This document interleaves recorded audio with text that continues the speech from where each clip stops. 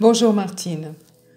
Je vais commencer par te donner mon nom et connaissant les difficultés que tu rencontres avec eux en général, je vais te l'épeler. E, D, F, I, G, R, O, N. Mon nom est celui d'un astre qui se trouve être loin de votre galaxie. Aussi te semble-t-il curieux, n'est-ce pas? Oui, et j'ai même pris la précaution de te le relire pour avoir confirmation de son exacte orthographe. Tu es bien celle dont on m'avait parlé, précise, scrupuleuse et foncièrement honnête. Mais revenons à nos moutons, aux miens plus précisément. Si je prends la parole ce matin, sans m'être en fait réellement annoncé, c'est que je considère comme important pour vous, êtres humains de la Terre, le sujet que je souhaite vous exposer, succinctement certes. Mais ce sera déjà mieux que de vous laisser dans l'ignorance totale ou presque de ce que vous allez vivre, et surtout des souffrances qui seront les vôtres si vous vous obstinez à ne pas entendre raison et si vous vous obstinez à continuer à vous comporter comme des êtres sans conscience. Oui, tu l'as bien deviné, je souhaite vous entretenir de ce que sera demain pour vous, et c'est d'un demain proche dont je veux vous entretenir. Les modifications géographiques sont déjà susceptibles d'être prévues de par l'observation de vos scientifiques. À vous de rechercher à les connaître en vous rapprochant de leurs conclusions, de leurs conférences, de leurs écrits.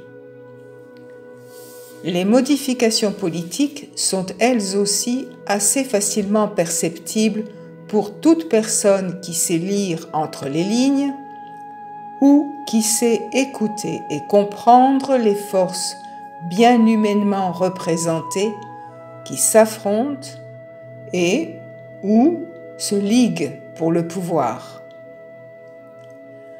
Les modifications de votre société dans la manifestation de ses comportements, de ses institutions, ne vous sont pas toutes bien favorables, tant vous perdez votre sérénité, votre lucidité et votre liberté. Si vous continuez ainsi, vous deviendrez des robots pensant tous de la même façon et œuvrant tous dans le même sens.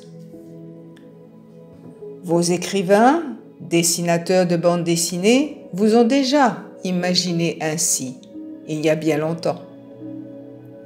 Mais, et je pense que vous serez un peu surpris par mon mais, il vous manque un maillon de la chaîne, et ce maillon de la chaîne est pourtant d'une importance optimale. Voyez-vous de quoi je veux parler? Vous êtes bien silencieux. Pensez-vous, mes chers amis de la Terre, que vous êtes sans pilote, que vous êtes les seuls à décider et à œuvrer sur le plan cosmique? Savez-vous quelle est votre place dans l'univers auquel vous appartenez?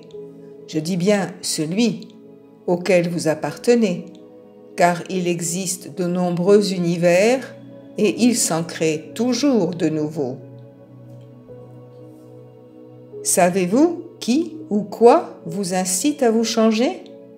À changer vos modèles de société? À changer votre perception du monde et de votre existence?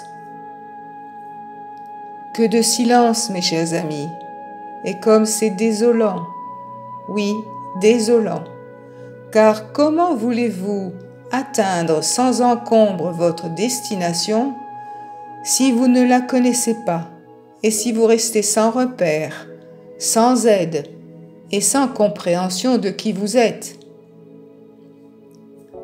Même si cela vous a déjà été dit, je vais répéter. car comme l'instituteur qui répète aux élèves, je fais ce jour, si vous le voulez bien, office d'instituteur. Vous êtes tous d'origine divine, mais je vous entends me dire, qu'est-ce que cela veut dire ? Je vous réponds bien volontiers. Vous disposez en vous d'une infime parcelle d'énergie divine, celle de votre Créateur, qui, pour votre galaxie, est appelé le Père, votre Sauveur et votre Créateur. Cette infime parcelle d'origine divine est souvent représentée par une petite flamme, celle d'une bougie, ou encore par un cristal, ou encore par un cœur, et vous la situez justement au creux de votre poitrine. Disons que c'est votre cœur spirituel, comme vous avez le cœur organe. Les deux pulsent au même endroit de votre corps et les deux vous animent en énergie. L'une est divine et l'autre est représentée par le sang. Mais laissons toutes ces images et revenons à ce qui est vous. Vous êtes donc d'origine divine et vous êtes, tant que dure votre vie d'être incarné, relié à la source, relié au Père, votre Sauveur et votre Créateur à tous.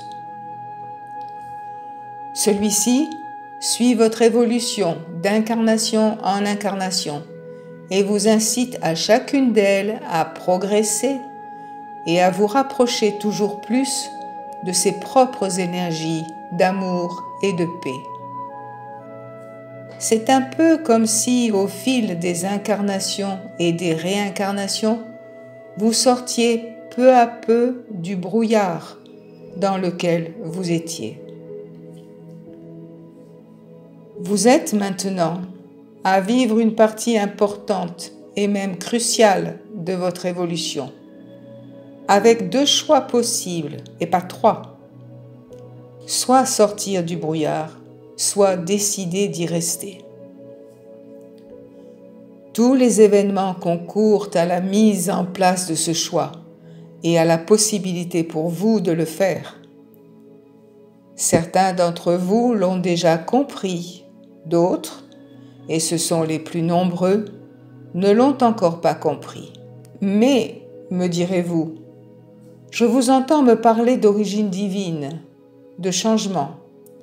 Mais si je me penche un peu sur l'histoire en général, il y a déjà eu bien des changements, et je ne vois pas en quoi ceux d'aujourd'hui seraient différents de ceux d'hier. Votre remarque est intéressante, et voici ma réponse. Les changements d'aujourd'hui sont accompagnés d'une considérable augmentation de votre taux vibratoire, le vôtre personnel, mais aussi celui de la planète Terre et même de toutes les planètes de votre galaxie. C'est par l'augmentation de ce taux vibratoire que vous manifestez très rapidement, pour certains, de nouvelles dispositions ou de nouvelles capacités extrasensorielles et que vous disposez de nouvelles idées, comme celle de la mise en place de nouvelles énergies bien plus respectueuses de l'environnement et de la préservation de votre santé, comme celle de vouloir élaborer un monde qui serait différent, donc plus égalitaire, plus respectueux des différences, plus solidaire, etc. Voyez-vous, vous êtes donc aidés en quelque sorte et nous sommes très heureux de pouvoir contribuer ainsi, à notre modeste mesure, à votre sortie progressive du brouillard. Mais, et il y a un mais, vous n'avez pas encore toute l'attitude, ni même toutes les possibilités de réellement exprimer vos nouvelles positions.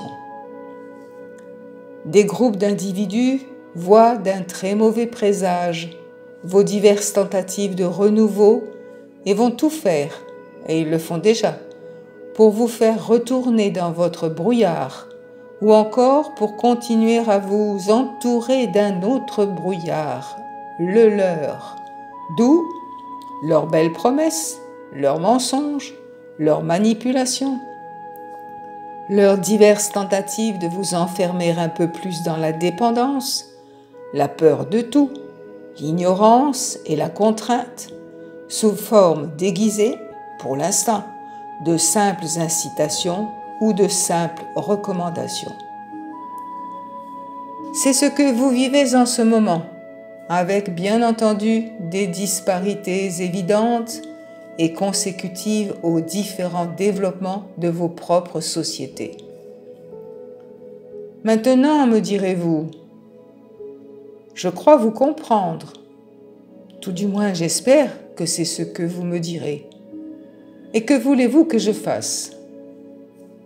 Vous pouvez beaucoup, car toutes vos pensées, vos paroles et vos actes se regroupent et alimentent le taux vibratoire de votre planète et même de vos planètes voisines.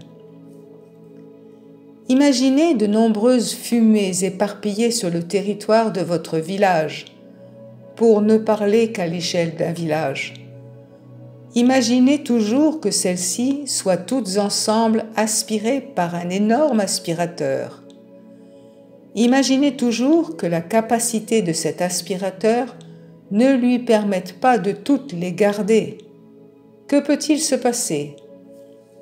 Il peut cesser de fonctionner ou encore exploser, n'est-ce pas?